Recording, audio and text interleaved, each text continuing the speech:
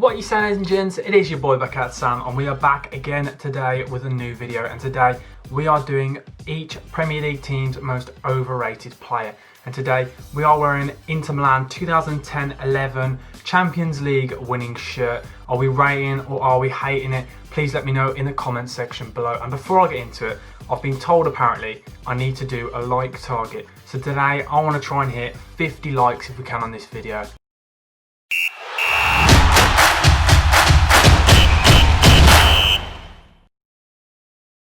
Now onto our first team, Arsenal.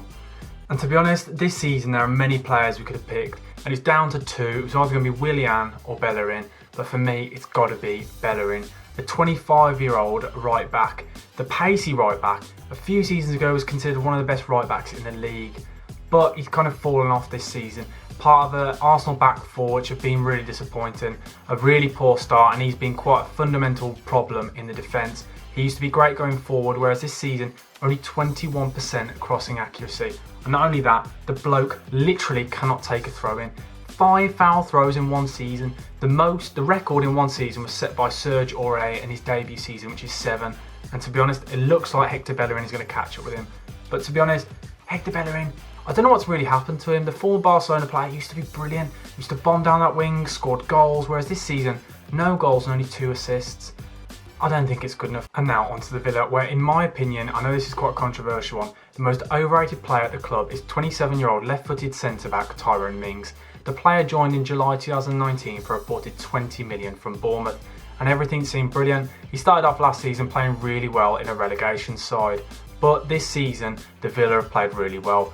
But I've started to see the defence, and the problem is Tyrone Mings. The player, since he got into the England squad, has now decided he can pass out from the back and drive with the ball and dribble and turn in some really awkward positions when he could just be getting it clear. I think he just likes to show Gareth Southgate maybe that he can play as a back three and play the nice football that they want to play. But he needs to go back to basics. Look at Konsa, who's been playing really well this season. Tyrone Mings has been giving the ball away so often this season, and he's been caught out by many players, specifically Zaha, which is why he got sent off. So I just think Tyrone Mings this season on its own has been the most overrated player, and I don't think he's going to get back into the England starting 11. And now on to Brighton, and this player, for me, he's a good player, but I do think he's definitely overrated, and that's Neil Maupay. And he's been, in recent weeks, he's been dropped for off the field antics. The player has scored 7 goals this season, which is pretty good, but when you consider he's got over 9.5 on his expected goals, he's just not a clinical finisher. And Brighton are in they're in a dogfight at the bottom of that table, and they need a clinical striker, and I do think he's overrated. So for me, Neil Maupay is my most overrated player at Brighton. Now on to Burnley. I've really struggled to pick one player because there's not many players that you'd rate in the Burnley squad. I'm sorry Burnley fans, don't take that the wrong way. But for me, it's got to be Dwight McNeil. The player has been linked with Man United, Liverpool. He was supposed to be this brilliant young star, which really, he hasn't lived up to expectations, and I still think he's overrated. He can put a good ball in and he can occasionally beat his man, but for me, that's not good enough for the Premier League. And I think he's starting to get found out. So for me, Dwight McNeil is definitely the most overrated player at Burnley. And now on to Chelsea's most overrated player. And to be honest, this was really easy for me. It is the Croatian international, £40 million central midfielder, Mateo Kovacic. The former Real Madrid and Inter Milan star came with a big, hefty price tag. And he's played now 76 times for Chelsea and only scored 1 goal and only got 6 assists. And only 10 shots on target in his entire Chelsea career. He doesn't really create much, and he doesn't really break up play. So for me, he has got to be the most overrated player at the club. And now on to Crystal Palace. We are looking at the on loan Belgian striker from Chelsea, Michy Batshuayi, and to be honest, I think he's an awful player. He signed for Chelsea back in July 2016 for 35 million, and since he's been at Palace this season, he's played 11 games and only got 0 goals. 3 shots on target in 11 games. Absolutely horrendous from a striker. But really bugs me, and it really gets on my nerves, the player absolutely bangs in the goals for his international side, scoring 21 goals in 32 appearances. Can someone please explain to me why he can't do it at club level? He has only scored 13 goals in the Premier League. He's cost 35 million. People do not talk about this bloke enough. He's considered an international star. He's not good enough for me. He's definitely Crystal Palace's most overrated player. Now onto the Everton most overrated player, and this did not take any time at all. Didn't really have to get many stats, didn't really have to think about this one. It's got to be Jordan Pickford. The goalkeeper with little hands is not good enough to play in the Premier League. He shouldn't be in the England side either. He's just awful. 3 clean sheets in 15 games, and he's conceded 2.6 more expected goals than he should have according to the XG charts, ranking him 30th out of 34 keepers that have played in the Premier League this season. Absolutely atrocious. Has got to be the most overrated player at Everton, and in my opinion, the worst keeper in the league. Now on to Fulham.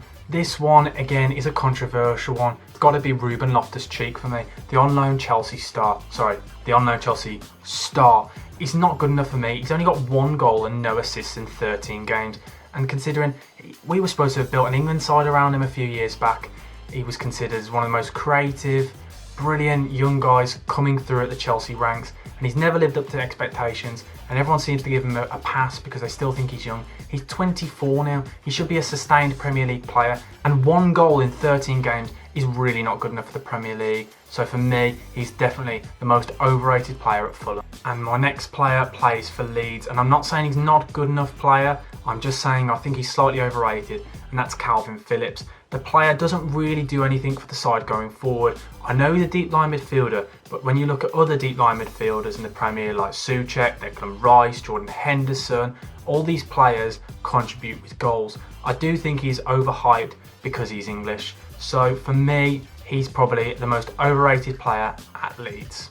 And now on to Leicester, and this is not an excuse, but I've thought about 3 clubs: Leicester, West Ham and Southampton. I don't think there is a single player at their clubs right now who can be considered overrated. All of them have been playing brilliant football, and I really like all 3 of those clubs at the moment. So please don't give me any hate, but I don't think there are any players at those clubs at the moment who are overrated. And now on to Liverpool, and this player came up so often when I asked my Instagram followers who is the most overrated player in the Premier League.